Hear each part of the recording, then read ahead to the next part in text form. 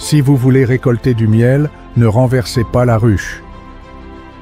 Le 7 mai 1931, New York a été témoin du point culminant de la chasse à l'homme la plus sensationnelle de son histoire. Après des semaines de recherche, Two Gun Crowley, un tueur notoire qui ne fumait ni ne buvait, a été cerné dans l'appartement de sa petite amie sur West End Avenue. Coincé au dernier étage, 150 policiers et détectives ont entouré le bâtiment. Ils ont brisé le toit, tenté de le faire sortir avec des gaz lacrymogènes et même installé des mitrailleuses sur les immeubles voisins. Pendant plus d'une heure, le quartier a résonné de coups de feu alors que Crowley, caché derrière un fauteuil rembourré, ripostait. Une foule de 10 000 personnes s'est rassemblée pour assister à la fusillade, un événement unique dans les rues de New York. Lorsque Crowley a finalement été capturé, le commissaire de police E.P. Mulrooney l'a décrit comme l'un des criminels les plus dangereux que New York ait jamais affronté, déclarant « Il tuerait au moindre prétexte ». Pourtant, Crowley se voyait tout autrement. Pendant que les policiers tiraient sur lui, il a écrit une lettre plus tard retrouvée couverte de son sang, dans laquelle il affirmait « Sous mon manteau se cache un cœur fatigué, mais un cœur bon, un cœur qui ne ferait de mal à personne ». Quelques jours plus tôt, Crowley s'était promené avec sa petite amie sur une route de campagne à Long Island. Un policier s'est approché et lui a demandé de voir son permis. Sans un mot, Crowley a tiré sur l'officier, et alors qu'il était en train de mourir, Crowley a pris l'arme de l'officier et lui a tiré une autre balle. Pourtant, ce tueur prétendait encore « Sous mon manteau se cache un cœur fatigué, mais un cœur bon, un cœur qui ne ferait de mal à personne ». Condamné à la chaise électrique, Crowley est arrivé à la prison de Sing Sing sans remords. Au lieu de réfléchir à ses crimes, il a déclaré « Voilà ce que je reçois pour m'être défendu ». Le message de cette histoire est clair. Crowley ne s'est jamais blâmé pour quoi que ce soit. Est-ce inhabituel parmi les criminels? Pas du tout. Al Capone, le gangster le plus notoire d'Amérique, a dit « J'ai passé les meilleures années de ma vie à donner aux gens des plaisirs simples, à les aider à passer du bon temps, et tout ce que je reçois, c'est des abus, la vie d'un homme traqué. » Capone ne se voyait pas comme un criminel, il se considérait comme un bienfaiteur public, incompris et non apprécié. Dutch Schultz, un autre gangster infâme, croyait aussi être un bienfaiteur public, même lorsque des gangsters rivaux à Newark l'ont abattu. De même, de nombreux criminels pensent qu'ils sont victimes des circonstances plutôt que des auteurs de méfaits. Lewis Laws, directeur de la prison de Sing Sing pendant de nombreuses années, a noté que peu de criminels se considèrent comme de mauvaises personnes. Ils rationalisent leurs actions, se convainquant souvent que leurs crimes étaient justifiés. Beaucoup croient même qu'ils ne devraient pas être en prison du tout. Si des hommes comme Crowley, Capone et Schultz ne se blâment pas eux-mêmes, qu'en est-il des gens ordinaires? John Wanamaker, fondateur des célèbres grands magasins, a un jour dit « J'ai appris il y a 30 ans qu'il est insensé de gronder. J'ai assez de mal à surmonter mes propres limitations sans m'inquiéter du fait que Dieu n'a pas jugé bon de distribuer également le don de l'intelligence. » Wanamaker a appris cette leçon tôt, mais pour la plupart d'entre nous, il faut du temps pour comprendre que les gens se critiquent rarement eux-mêmes, peu importe à quel point ils peuvent avoir tort. La critique se retourne souvent contre nous. Elle met les gens sur la défensive et les pousse à justifier leurs actions plutôt qu'à les corriger. La critique est dangereuse parce qu'elle blesse l'orgueil, porte atteinte à l'importance d'une personne et suscite du ressentiment. B. F. Skinner, psychologue renommé, a prouvé que les animaux apprennent plus efficacement lorsqu'ils sont récompensés pour un bon comportement plutôt que punis pour un mauvais. Il en va de même pour les humains. La critique entraîne rarement des changements positifs et conduit plus souvent au ressentiment. Anne Selly, un autre psychologue, a noté que les humains aspirent à l'approbation et redoutent la condamnation. Le ressentiment causé par la critique peut démoraliser les employés, les membres de la famille et les amis, sans résoudre le problème en question. George B. Johnston, coordinateur de la sécurité pour une entreprise d'ingénierie en Oklahoma, en a pris conscience à travers son travail. Au début, il faisait respecter les règles de sécurité avec autorité, insistant pour que les ouvriers portent des casques. Le résultat était une conformité morose, et de nombreux ouvriers enlevaient leur casque dès qu'ils partaient. Lorsqu'il a changé de tactique et a abordé les ouvriers avec sollicitude, demandant si leur casque était inconfortable, la conformité s'est améliorée sans ressentiment. L'histoire regorge d'exemples de l'inutilité de la critique. Prenez par exemple la querelle célèbre entre Theodore Roosevelt et le président Taft, qui a divisé le Parti républicain et conduit à l'élection de Woodrow Wilson. Roosevelt, après avoir soutenu la présidence de Taft, est revenu d'Afrique pour le dénoncer, formant finalement le parti du Bull Moose et presque détruisant le GOP. Malgré les critiques acerbes de Roosevelt, Taft est resté impassible, déclarant avec émotion « Je ne vois pas comment j'aurais pu faire autrement ». Alternativement, considérez le scandale du Teapot Dome, où Albert B. Fall, secrétaire à l'Intérieur, a été condamné pour avoir loué des réserves de pétrole gouvernementales en échange d'un prêt personnel de $100 000. Malgré l'indignation publique et son emprisonnement, Fall n'a jamais admis sa culpabilité. Même sa femme a insisté sur le fait qu'il avait été trahi et crucifié, plutôt que de reconnaître son méfait. La leçon est simple. Les humains sont prompts à se défendre, même lorsqu'ils sont clairement en tort. Par conséquent, lorsque vous êtes tenté de critiquer les autres, souvenez-vous de Crowley, Capone et Fall. La critique se retourne souvent contre nous, entraînant justification, ressentiment ou défiance. Abraham Lincoln a également appris cette leçon. Au début de sa vie, Lincoln était prompt à critiquer et à ridiculiser les autres, allant même jusqu'à publier des lettres anonymes pour se moquer de ses adversaires. Cependant, après qu'une telle lettre ait conduit à un duel presque fatal avec James Shields, Lincoln a changé sa manière d'agir. Il a rarement critiqué qui que ce soit après cet incident. Pendant la guerre de sécession, Lincoln a nommé plusieurs généraux, McClellan, Pope, Burnside, Hooker, Meade, chacun d'eux ayant commis des erreurs. Alors que la nation condamnait ces hommes, Lincoln est resté calme, déclarant célèbrement « Ne jugez pas afin de ne pas être jugé ». Lorsque d'autres critiquaient les sudistes, Lincoln répondait « Ne les critiquez pas, ils sont exactement ce que nous serions dans des circonstances similaires ». Lincoln avait de nombreuses raisons de critiquer le général Meade après la bataille de Gettysburg, lorsque Meade a laissé l'armée du général Lee s'échapper. Furieux, Lincoln a écrit une lettre condamnant l'inaction de Meade, mais ne l'a jamais envoyée. Il a compris que l'envoi de la lettre ne ferait qu'entraîner du ressentiment et ne changerait rien. Au lieu de cela, le leadership de Lincoln a été marqué par la compréhension et l'empathie. Il savait que la critique échoue souvent à produire des résultats. Theodore Roosevelt, lorsqu'il faisait face à des décisions difficiles en tant que président, regardait souvent un portrait de Lincoln et se demandait « Que ferait Lincoln ?» Mark Twain, comme beaucoup, luttait contre son tempérament. Il écrivait souvent des lettres cinglantes, mais sa femme les retirait discrètement du courrier, comprenant que ces éclats de colère ne feraient que causer du tort. Si vous voulez améliorer quelqu'un, commencez par vous-même.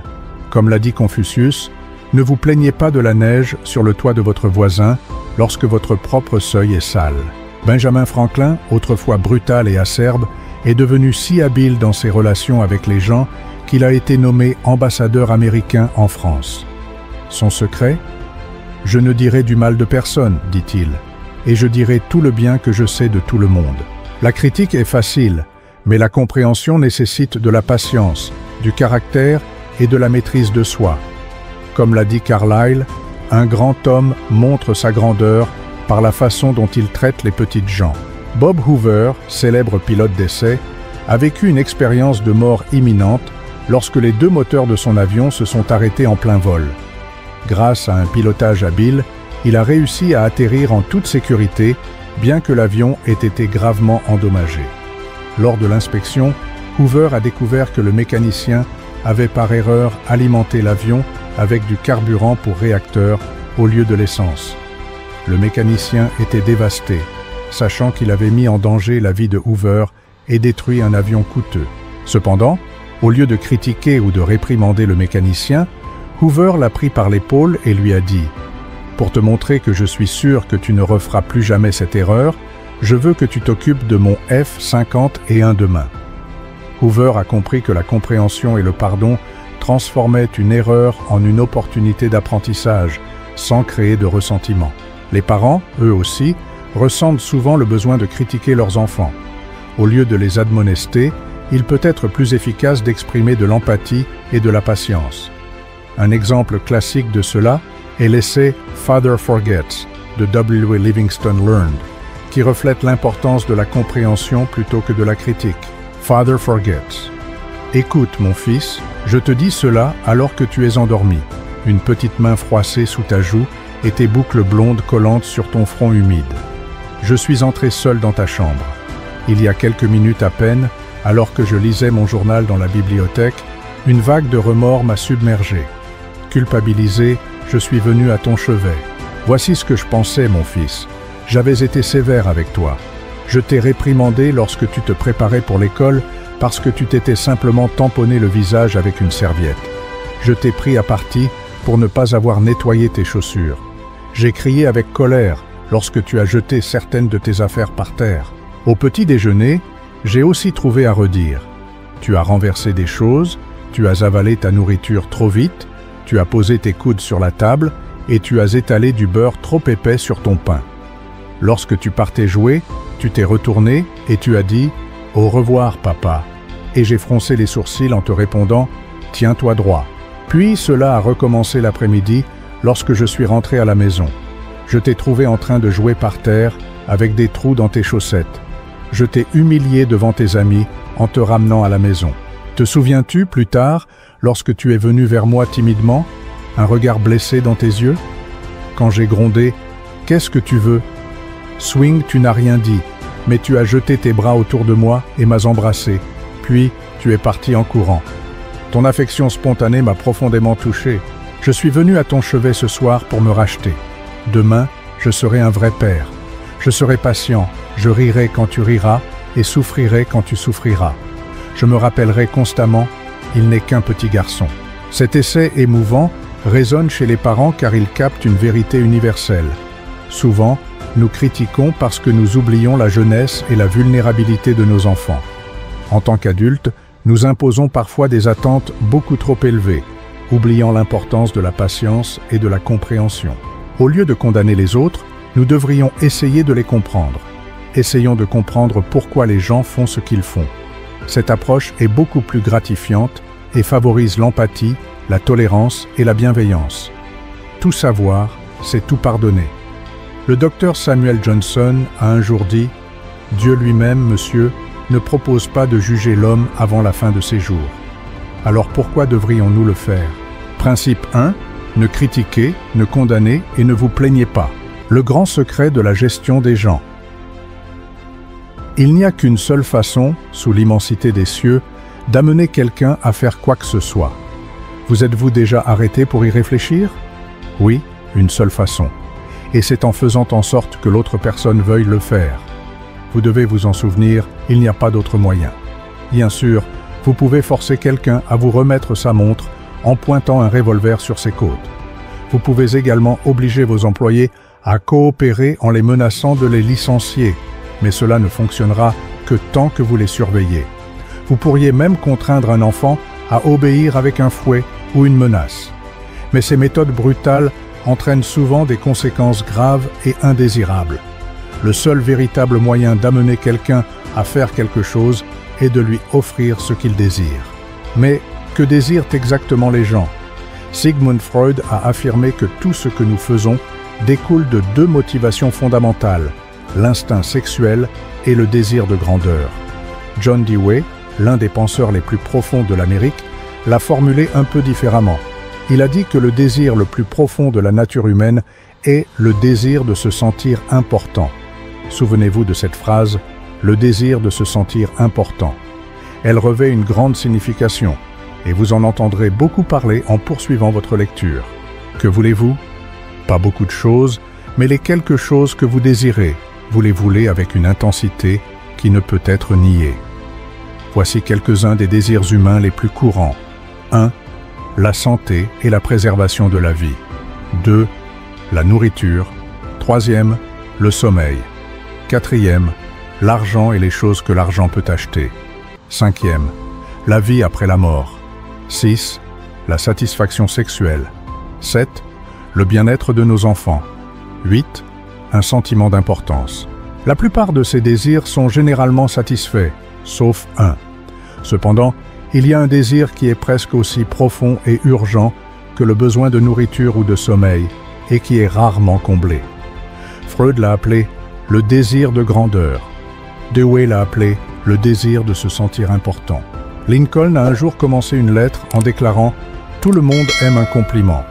William James a dit « Le principe le plus profond de la nature humaine est le besoin d'être apprécié ». Remarquez qu'il n'a pas utilisé le mot « souhait », « désir » ou « envie » d'être apprécié. Il a parlé d'un « besoin ». C'est une faim humaine profonde et implacable, et la personne rare qui peut satisfaire cette faim tiendra les autres dans sa main, et même le croque-mort sera désolé quand elle mourra. Le désir de se sentir important est l'une des plus grandes différences entre l'homme et le règne animal. Pour illustrer cela, considérez mon expérience en tant que jeune garçon grandissant dans une ferme au Missouri. Mon père élevait des porcs d'Urok Jersey et du bétail à tête blanche de race pure. Nous exposions nos porcs et notre bétail dans des foires et des expositions de bétail à travers le Midwest, remportant de nombreux premiers prix. Mon père affichait fièrement ses rubans bleus sur un drap de mousseline blanche, et lorsque des visiteurs venaient chez nous, il déroulait la feuille de mousseline, moi tenant un bout et lui l'autre, pour exposer les rubans. Les porcs ne se souciaient pas de ces rubans, mais mon père, lui, s'en souciait. Ces prix lui donnaient un sentiment d'importance. Si nos ancêtres n'avaient pas eu ce puissant désir de se sentir important, la civilisation aurait été impossible. Sans cela, nous serions encore comme des animaux. C'est ce désir d'importance qui a poussé un commis d'épicerie pauvre et sans éducation à étudier des livres de droit trouvés au fond d'un baril de marchandises ménagères qu'il avait acheté pour 50 centimes.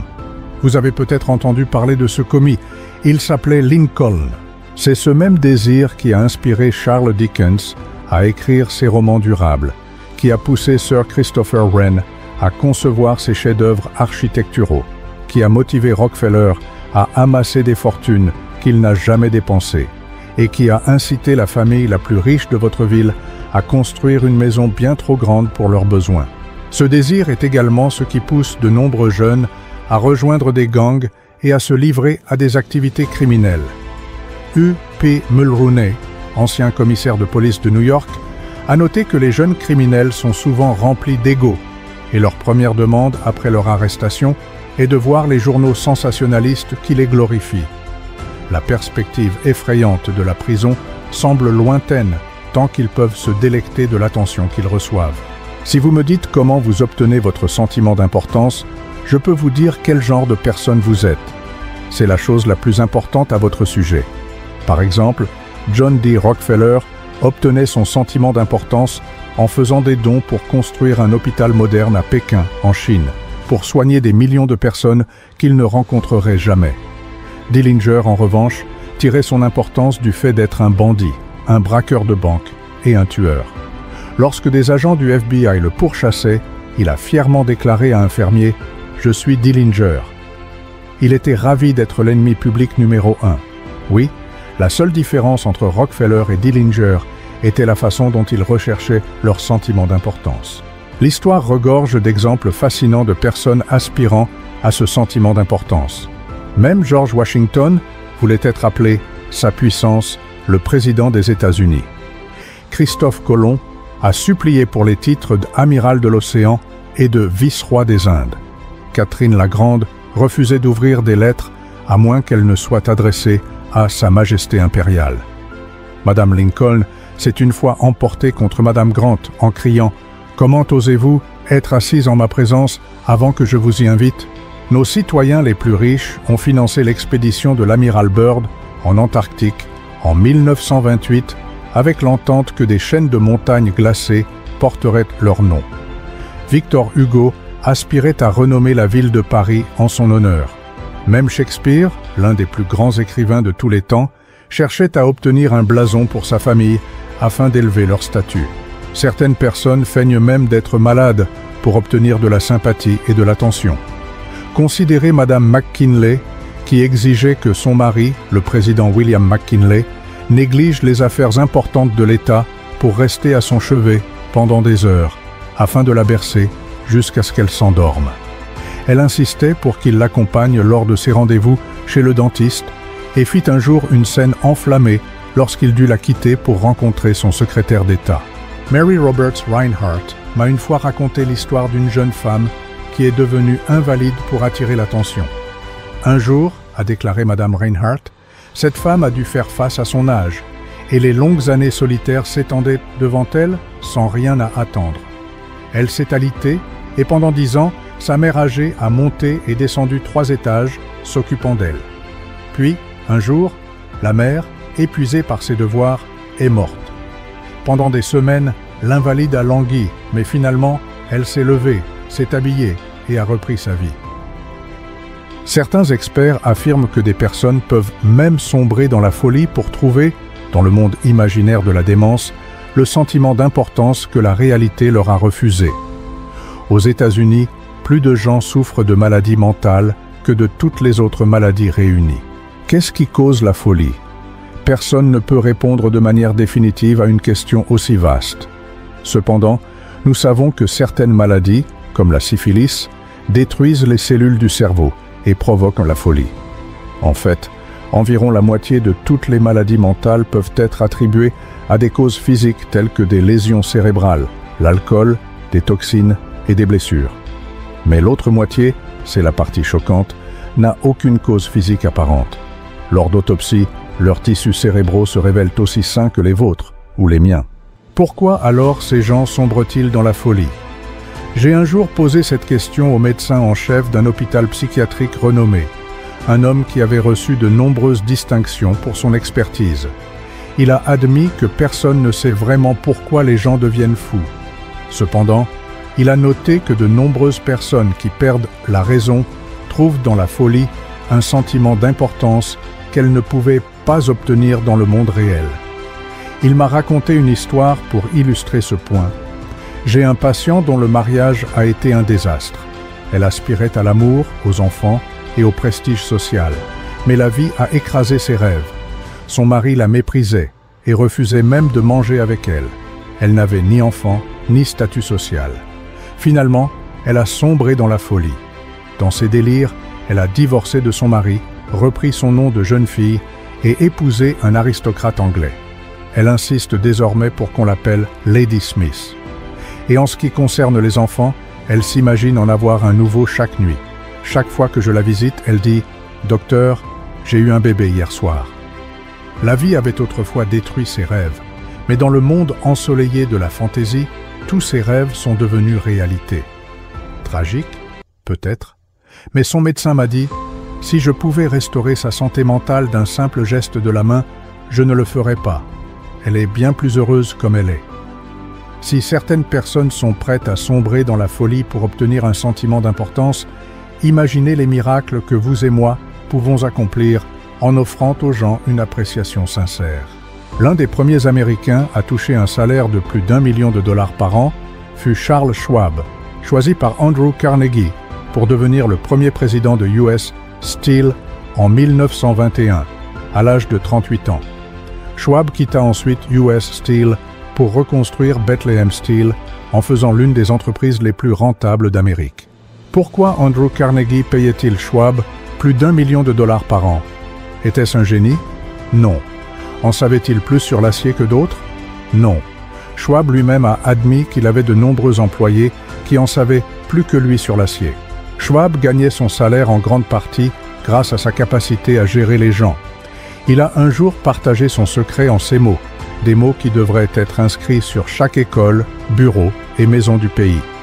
Je considère que ma capacité à susciter l'enthousiasme chez mes collaborateurs est mon plus grand atout.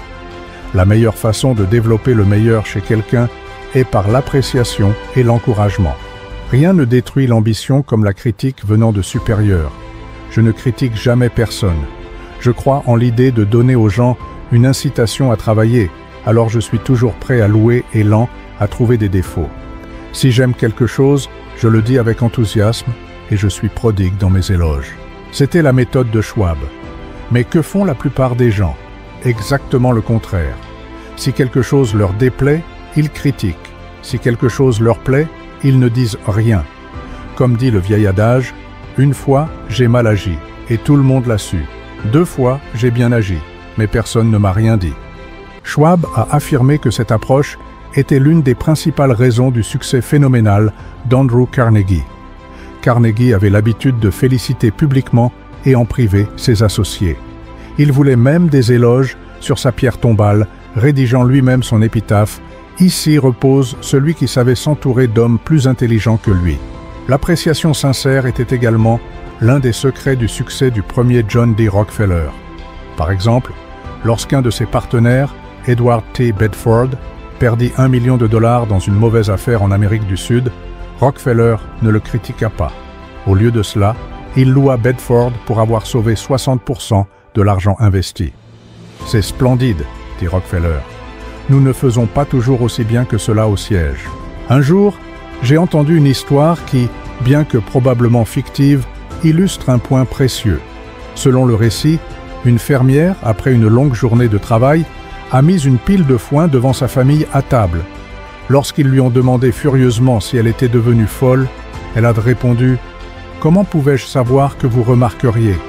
Je cuisine pour vous depuis 20 ans, et je n'ai jamais entendu un mot me laissant penser que vous ne mangiez pas de foin. » Une étude sur les femmes en fuite a révélé que la principale raison pour laquelle elles quittaient leur mari était le manque d'appréciation.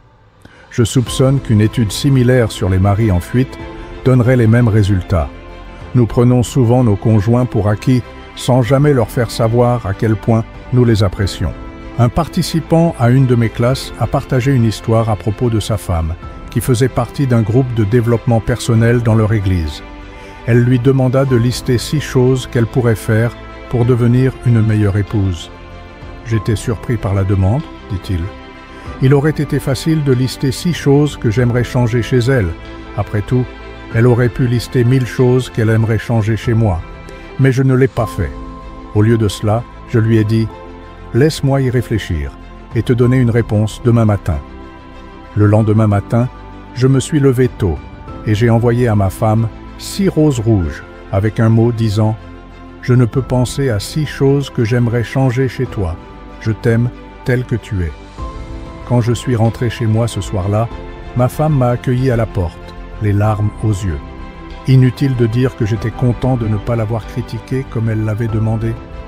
Le dimanche suivant, après avoir partagé les résultats de son devoir avec son groupe, plusieurs femmes sont venues me voir en disant « C'était la chose la plus attentionnée que j'ai jamais entendue. C'est alors que j'ai compris le pouvoir de l'appréciation. » Une fois, j'ai essayé de jeûner pendant 6 jours et 6 nuits. Étonnamment, j'avais moins faim à la fin du 6e jour qu'à la fin du 2e. Pourtant, beaucoup de gens considéreraient comme un crime de laisser leur famille ou leurs employés sans nourriture pendant 6 jours. Mais ils les laissent passer 60 jours, ou même 60 ans, sans l'appréciation qu'ils désirent presque autant que de la nourriture. Florence Ziegfeld, le plus célèbre producteur de Broadway de son temps, a bâti sa réputation en glorifiant la fille américaine. À maintes reprises, il a transformé des femmes ordinaires en visions glamour de beauté sur scène. Son appréciation faisait que ces femmes se sentaient belles, et il appuyait cela par des actions, augmentant leur salaire de $30 par semaine à $175. Le soir de la première aux Folies, il envoyait des roses à chaque femme du casting.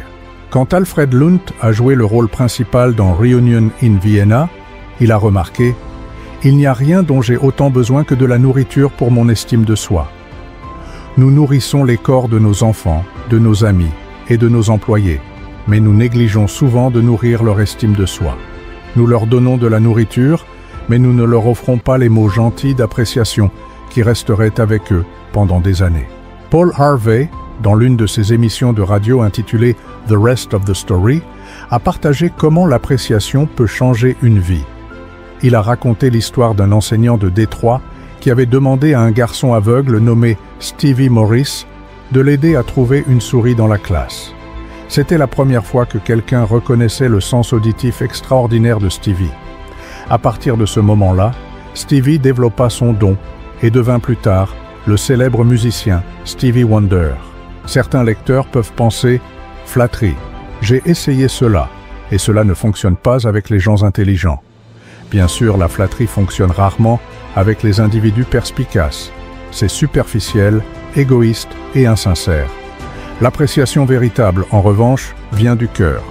La différence entre l'appréciation et la flatterie est simple. L'une est sincère, l'autre ne l'est pas. L'une vient du cœur, l'autre vient des lèvres. L'une est admirée, l'autre est méprisée. Au palais de Chapultepec, à Mexico, un buste du général Álvaro Obregón porte cette inscription. « N'ayez pas peur des ennemis qui vous attaquent, craignez les amis qui vous flattent. » Non, je ne suggère pas la flatterie. Je propose une nouvelle façon de vivre basée sur l'appréciation sincère. Le roi George V avait 6 maximes affichées sur les murs de son bureau. L'une d'elles disait « Apprenez-moi à ne ni offrir ni recevoir des éloges bon marché. » C'est tout ce qu'est la flatterie, des éloges bon marché.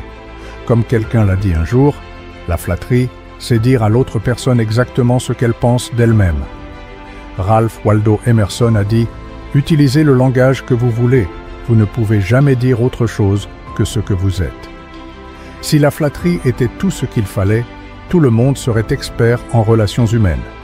Mais la flatterie est une contrefaçon qui conduit finalement à des ennuis.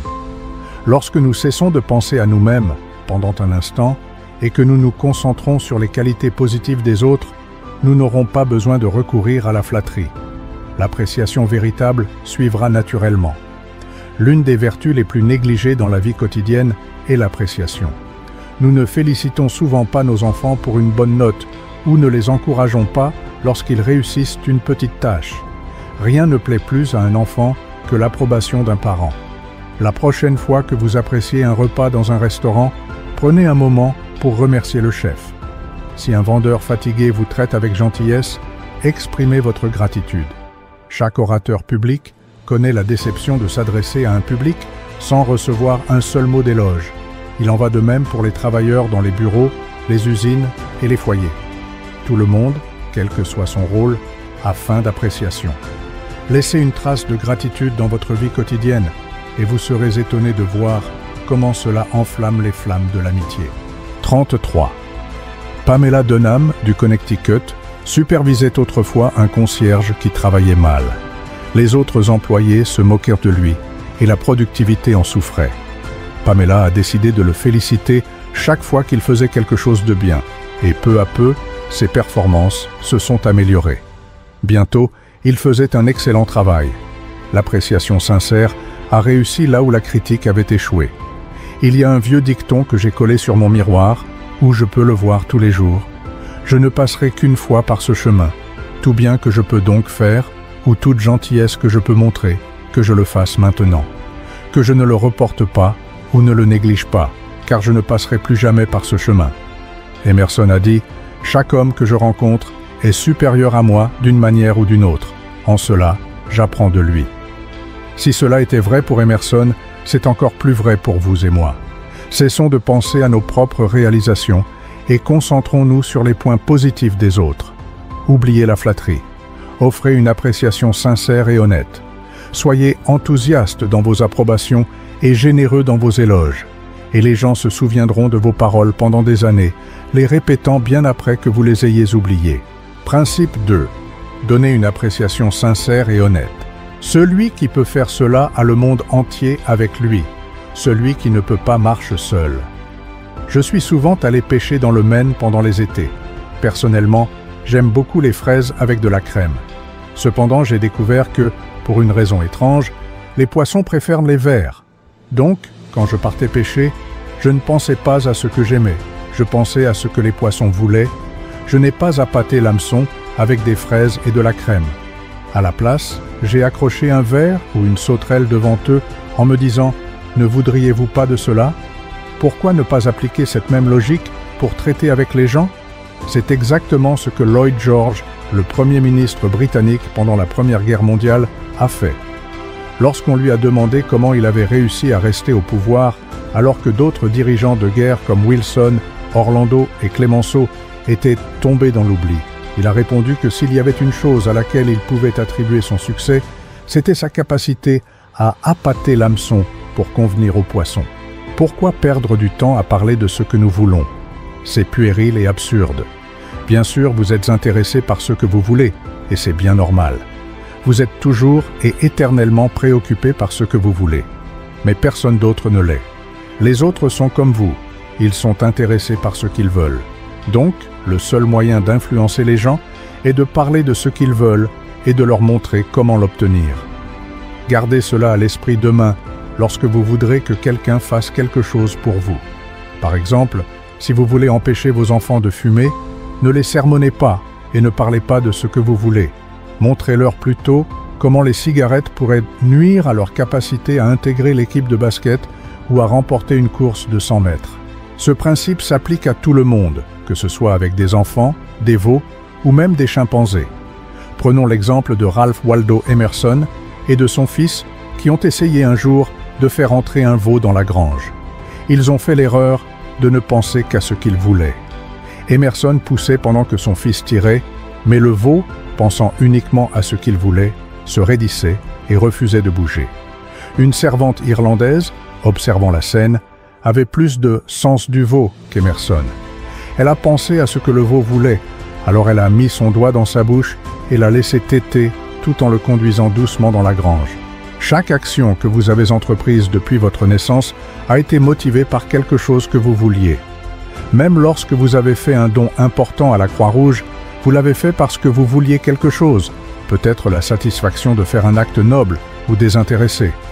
Dans la mesure où vous l'avez fait à l'un de ces plus petits de mes frères, vous l'avez fait à moi.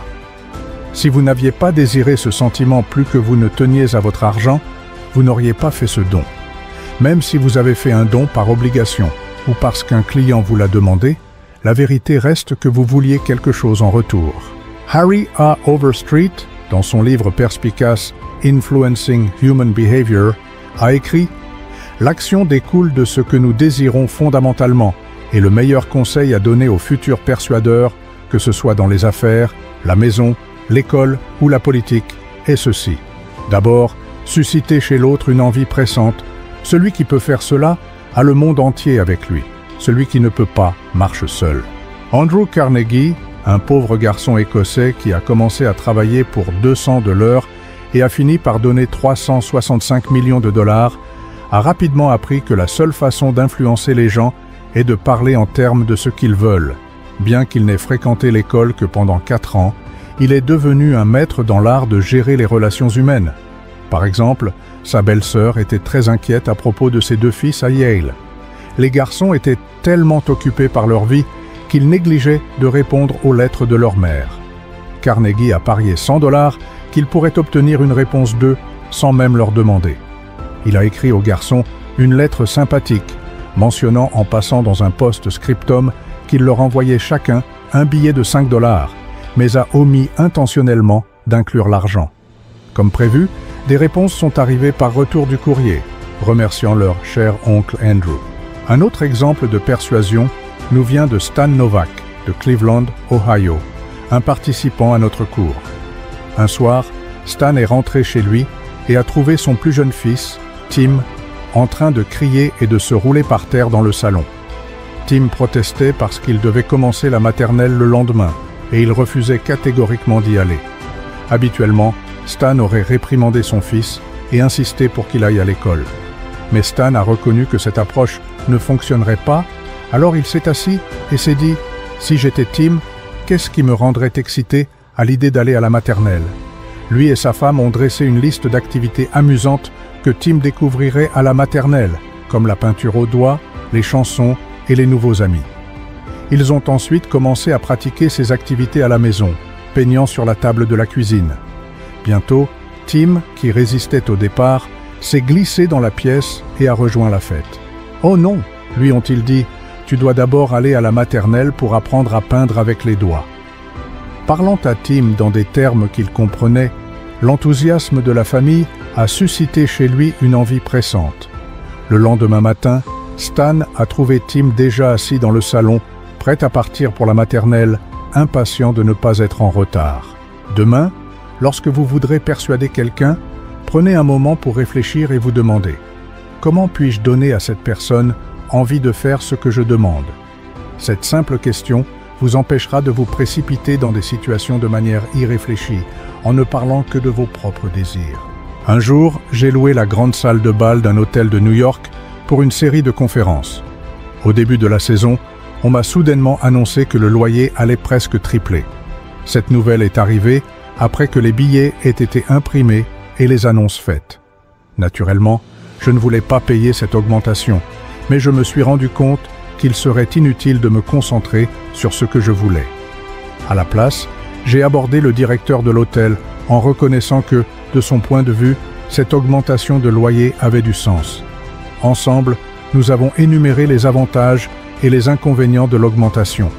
J'ai souligné que, bien que libérer la salle de bal pour des événements plus lucratifs puisse être bénéfique, insister sur cette augmentation réduirait leurs revenus puisque je serais contraint de déplacer les conférences ailleurs. De plus, j'ai souligné que mes conférences attiraient des foules de personnes cultivées et éduquées, ce qui était une publicité précieuse pour l'hôtel.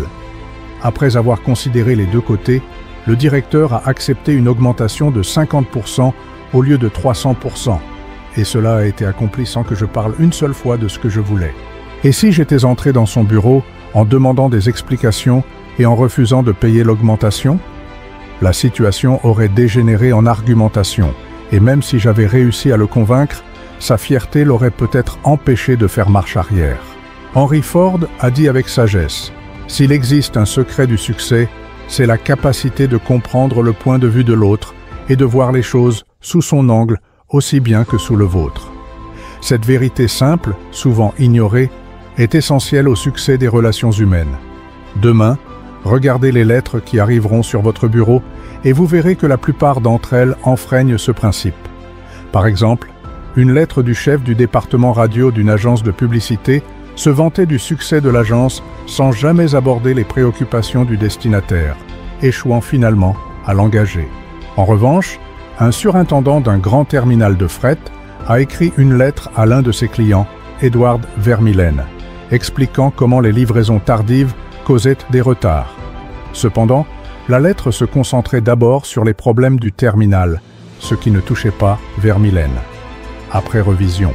Cependant, la lettre se concentrait d'abord sur les problèmes du terminal, ce qui ne touchait pas Vermeulen. Après révision, la lettre a été réécrite pour se concentrer sur les avantages que Vermeulen tirerait d'une livraison plus tôt, réduisant ainsi les retards et garantissant un service rapide, ce qui l'a rendu bien plus efficace. Barbara Anderson, une employée de banque, a réussi à obtenir des entretiens d'embauche avec 11 des 12 banques à Phoenix, en se concentrant sur la façon dont ses compétences pourraient leur être bénéfiques, plutôt que sur ses propres besoins. Sa lettre mettait en avant comment elle pouvait contribuer à leur croissance et à leur rentabilité, ce qui la rendait très attrayante en tant que candidate. La leçon est claire, si vous pouvez susciter chez les autres un désir ardent, vous réussirez. Comme l'a si bien dit William Winter, l'expression de soi est la nécessité dominante de la nature humaine. Laissez les autres remuer le pot eux-mêmes, et non seulement ils aimeront l'idée, mais ils se l'approprieront également. Souvenez-vous, d'abord, suscitez chez l'autre une envie pressante. Celui qui peut faire cela a le monde entier avec lui. Celui qui ne peut pas marche seul. Faites ceci et vous serez le bienvenu partout. Pourquoi devriez-vous lire ce livre pour apprendre à vous faire des amis? Pourquoi ne pas observer la technique du plus grand créateur d'amis que le monde ait jamais connu? Qui est cette figure remarquable? Vous pourriez le rencontrer demain en vous promenant dans la rue. À moins de 3 mètres de lui, il commencera à remuer la queue. Si vous vous arrêtez pour le caresser, il sautera presque de joie, débordant d'affection pour vous. Et le meilleur dans tout ça? Vous savez qu'il n'y a pas d'intention cachée derrière cette démonstration d'affection. Il n'essaie pas de vous vendre de l'immobilier ou de vous épouser. Avez-vous déjà réfléchi au fait qu'un chien est le seul animal qui n'a pas besoin de travailler pour vivre? Une poule doit pondre des œufs, une vache produit du lait, un canari chante, mais un chien gagne sa vie en offrant uniquement de l'amour. Quand j'avais 5 ans, mon père a acheté un petit chiot au poil jaune pour 50 centimes. Ce chiot est devenu la lumière de mon enfance. Tous les après-midi vers 4h30, il s'asseyait dans le jardin devant la maison, ses magnifiques yeux fixant résolument le chemin. Dès qu'il entendait ma voix ou me voyait balancer mon seau de dîner à travers les broussailles, il se précipitait en haut de la colline, courant à perdre haleine pour me saluer avec des bonds de joie et des aboiements de pur bonheur. Tipi, comme nous l'appelions, fut mon compagnon constant pendant 5 ans. Puis, une nuit tragique, je ne l'oublierai jamais, il a été tué à seulement 3 mètres de l'endroit où je me tenais, frappé par la foudre. La mort de Tipi fut le plus grand chagrin de mon enfance. Tipi n'a jamais lu de livre de psychologie, mais il n'en avait pas besoin. Il semblait savoir, par une sorte d'instinct divin, que vous pouvez vous faire plus d'amis en 2 mois en vous intéressant sincèrement aux autres qu'en 2 ans en essayant de susciter l'intérêt des autres pour vous. Permettez-moi de le souligner, vous pouvez vous faire plus d'amis en 2 mois en vous montrant sincèrement intéressé par les autres qu'en essayant pendant 2 ans de les intéresser à vous. Pourtant, nous connaissons tous des gens qui traversent la vie en essayant de pousser les autres à se concentrer sur eux. Et bien sûr, cela ne fonctionne pas.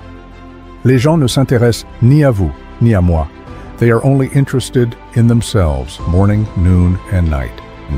La New York Telephone Company a mené une étude détaillée sur les conversations téléphoniques pour déterminer quel mot est le plus utilisé. Vous l'avez deviné, c'est le pronom personnel « je ». Le mot « je » a été utilisé 3900 fois dans 500 conversations. Quand vous regardez une photo de groupe qui vous inclut, quel visage cherchez-vous en premier? Si nous essayons simplement d'impressionner les autres et de susciter leur intérêt pour nous, nous n'aurons jamais beaucoup d'amis sincères. Les véritables amitiés ne se construisent pas de cette façon. Napoléon a tenté cette méthode et lors de sa dernière rencontre avec Joséphine, il a avoué « Joséphine, j'ai été aussi chanceux que n'importe quel homme, mais en ce moment, tu es la seule personne au monde sur qui je puisse compter. » Et même là, les historiens doutent qu'il ait vraiment pu compter sur elle. Alfred Adler, le célèbre psychologue viennois, a écrit un livre intitulé « Ce que la vie devrait signifier pour vous ». Il y déclare « La personne qui ne s'intéresse pas à son prochain a les plus grandes difficultés dans la vie et cause le plus de tort aux autres. C'est de ces individus que proviennent tous les échecs humains. » Vous pourriez lire de nombreux ouvrages académiques sur la psychologie sans trouver une déclaration plus profonde pour vous et moi. Les mots d'Adler sont tellement significatifs que je dois les répéter. La personne qui ne s'intéresse pas à son prochain a les plus grandes difficultés dans la vie et cause le plus de tort aux autres. C'est de ces individus que proviennent tous les échecs humains. Pendant un cours d'écriture de nouvelles que j'ai suivi à l'Université de New York, le rédacteur en chef d'un magazine prestigieux a rendu visite à notre classe. Il a mentionné qu'il pouvait prendre n'importe quelle histoire qui arrivait sur son bureau et, après avoir lu quelques paragraphes, déterminer si l'auteur aimait les gens. Si l'auteur n'aime pas les gens, dit-il, alors les gens n'aimeront pas ces histoires. Ce rédacteur en chef dur à cuire s'est arrêté 2 fois pendant son exposé pour s'excuser de paraître prêché, mais il a insisté « Vous devez vous intéresser aux gens si vous voulez être un écrivain de fiction à succès. » Si cela est vrai pour l'écriture de fiction, cela s'applique certainement aux interactions avec les gens en face à face. Un soir, j'ai eu le privilège de passer du temps dans la loge d'Howard Thurston pendant sa dernière performance à Broadway. Thurston était l'incontestable doyen des magiciens. Pendant 40 ans, il a parcouru le globe, mystifiant le public et créant des illusions. Plus de 60 millions de personnes avaient payé pour voir son spectacle et il avait gagné presque 2 millions de dollars.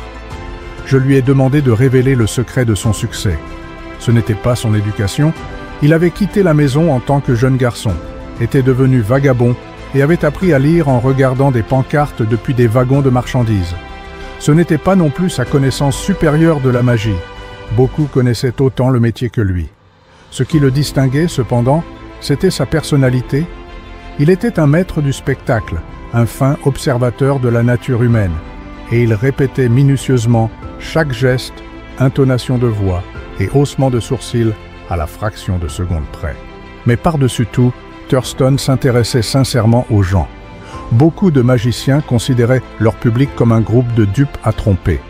Thurston, en revanche, se disait avant chaque représentation « Je suis reconnaissant que ces gens viennent me voir.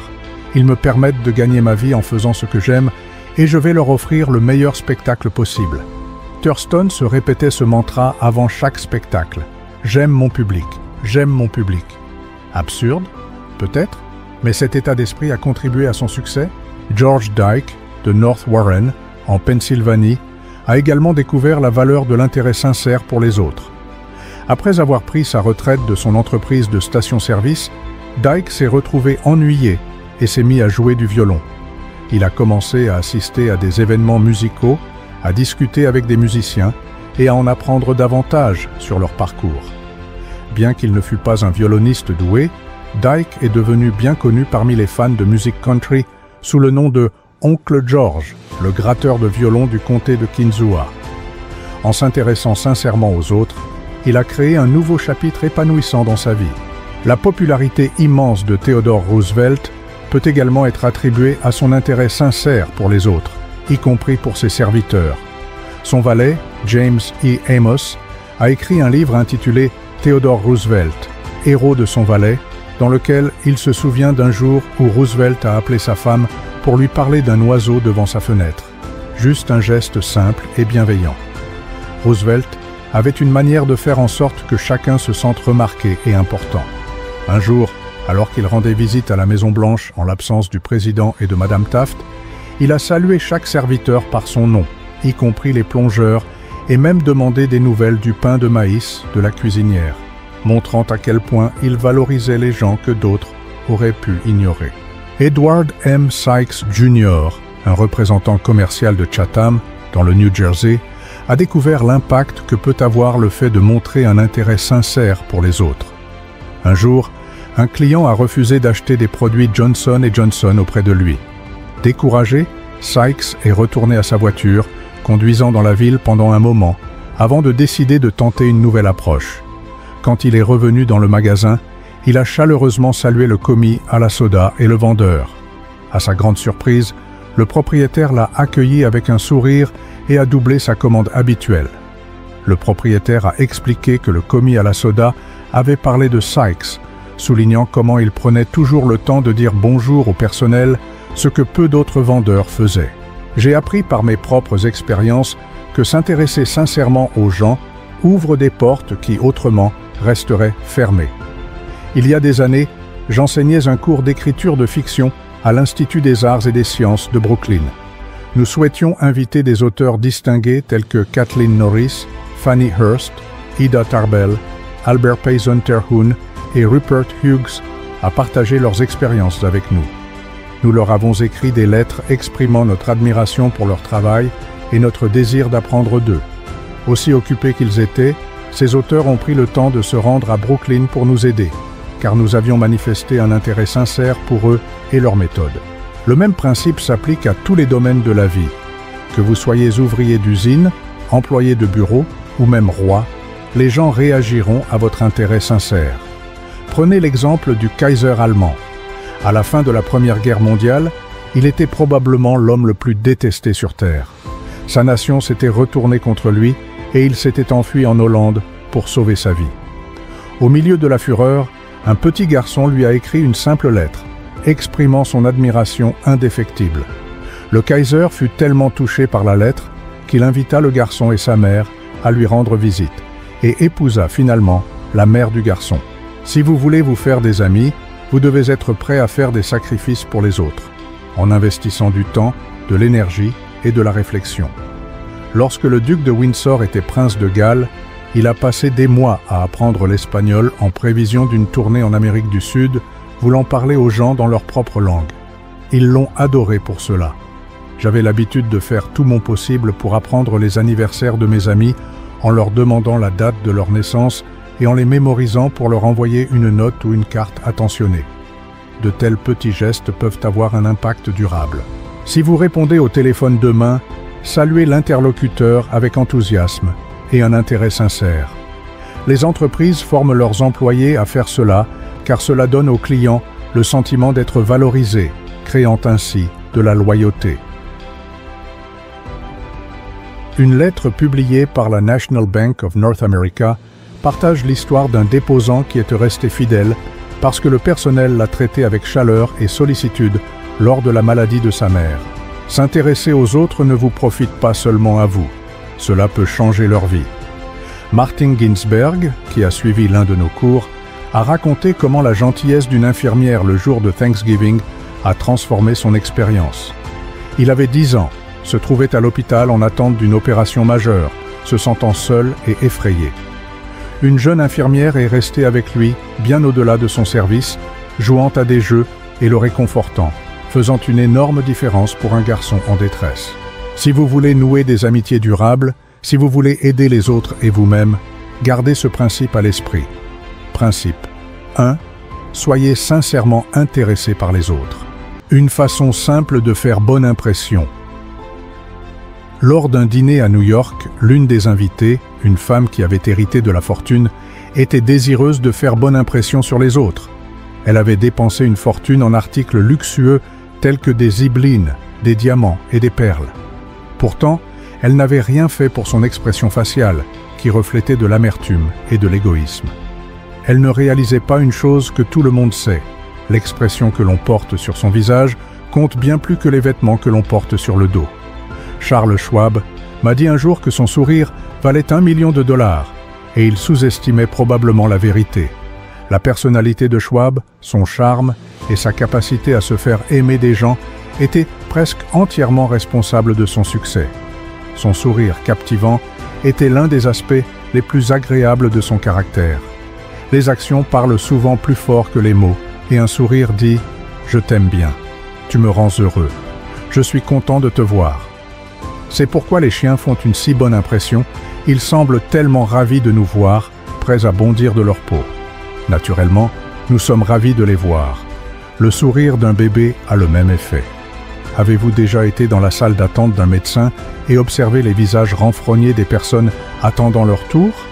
Le docteur Stephen K. Sproul, un vétérinaire de Raytown, Missouri, a partagé une histoire à propos d'un jour de printemps où sa salle d'attente était bondée de clients attendant la vaccination de leurs animaux. Personne ne parlait et il était évident qu'ils auraient préféré être ailleurs que de perdre du temps dans ce cabinet. Il a raconté comment une jeune femme est entrée avec un bébé et un chaton. Elle s'est assise à côté d'un homme frustré.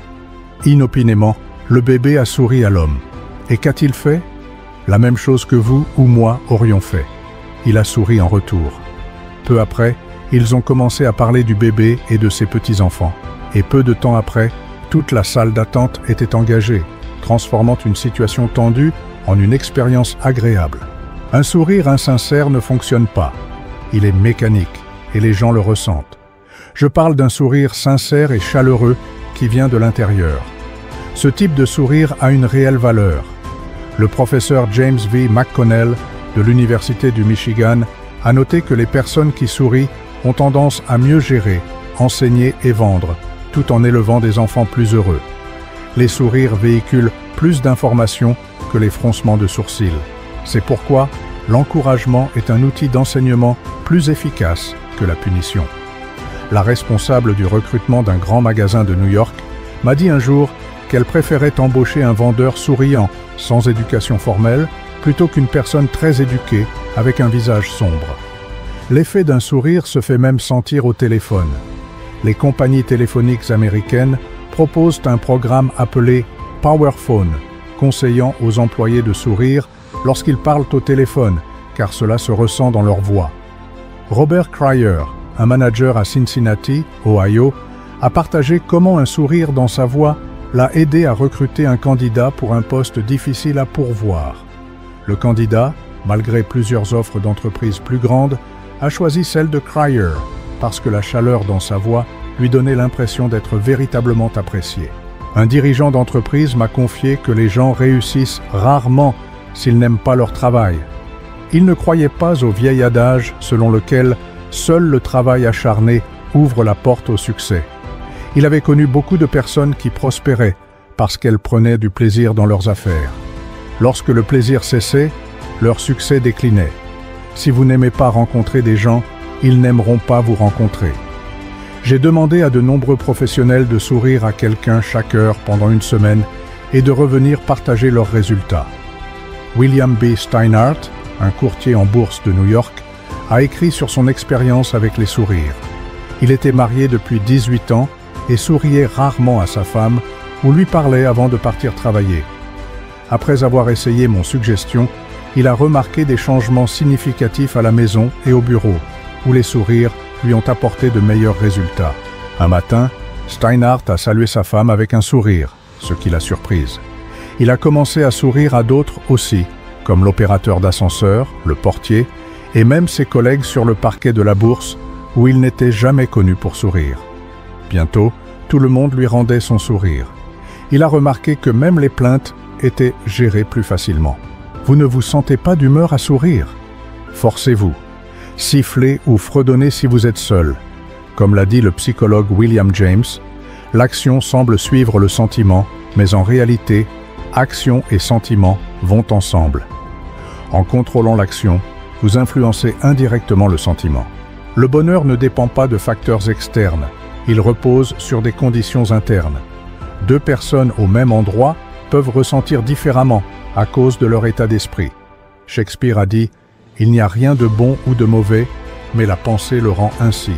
Et Lincoln a judicieusement observé « La plupart des gens sont à peu près aussi heureux qu'ils décident de l'être ». Un jour, en montant les escaliers d'une gare de Long Island Railroad, j'ai vu un groupe de garçons handicapés sur des béquilles qui luttaient mais riaient de joie. C'était un rappel inspirant que le bonheur est un choix interne. Maria González de Guadalajara, au Mexique, travaillait dans l'isolement, mais enviait la camaraderie de ses collègues. Elle a décidé de changer d'approche et a commencé à saluer les gens avec un sourire. Sa vie au travail s'est transformée à mesure que ses connaissances devenaient des amis. 8. Elbert Hubbard a une fois conseillé « Lorsque vous sortez, levez le menton, portez la tête haute, remplissez vos poumons d'air frais et saluez les gens avec un sourire. Ne perdez pas de temps à vous inquiéter de vos ennemis ou des malentendus. Gardez votre esprit concentré sur vos objectifs et vous verrez les opportunités se présenter avec le temps. » Les Chinois ont un dicton « Un homme sans visage souriant ne doit pas ouvrir de boutique. » Votre sourire est un messager de votre bonne volonté. Pour ceux qui ont passé une journée remplie de froncements de sourcils et de grimaces, votre sourire peut être comme un rayon de soleil perçant les nuages. Il y a des années, un grand magasin de New York a partagé un message pendant la ruée de Noël, reconnaissant le stress que subissaient leurs employés. Un sourire ne coûte rien, mais crée tellement. Il enrichit ceux qui le reçoivent sans appauvrir ceux qui le donnent. Cela se produit en un instant, mais peut être retenu pour toujours. Personne n'est assez riche pour s'en passer et personne n'est trop pauvre pour en être enrichi.